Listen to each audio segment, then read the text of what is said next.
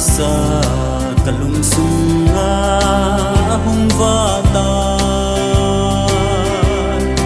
among ta malam zunin kagyan theina kipanana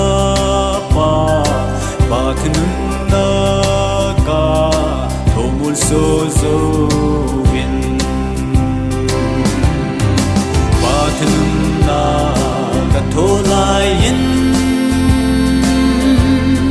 lungdon milhin ei chupzi ni tin in ka he tim zi po ka pa ngai lu na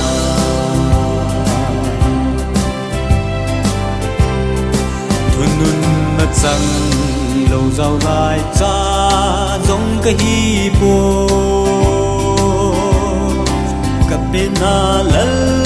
ti san a hi sin na tong ding in ki phal ko nge ton so na ding pakai na lo na pa thun na ka tholai in lung don milhin ei chup zi ni tin in ka he tim zi po ka pa ngai lu na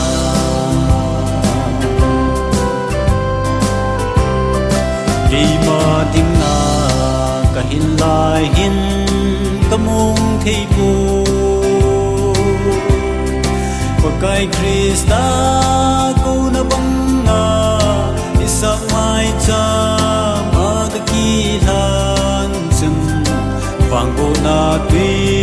khu ki pa na na lo pa thun na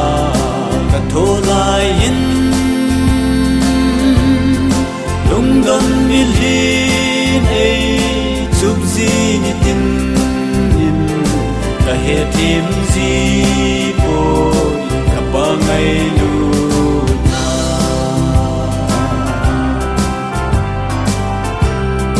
man sol ko pi a hin mun le gam ka ni po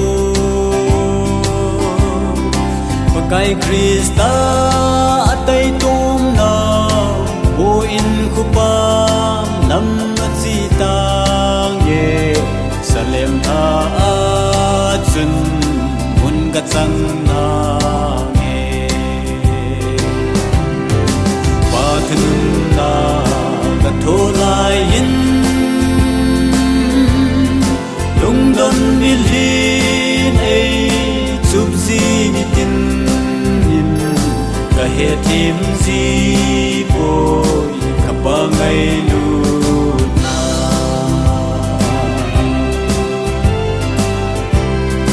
nanga ka hi nei sumil hi in lal jesu na hindan in nei hin sa in dam lai gam thi ma ka tin sung hin ka pe pum son zo se na thu hi hen pa thun na ka tholai in lung don milhin ei chup zi ni tin in ka he tim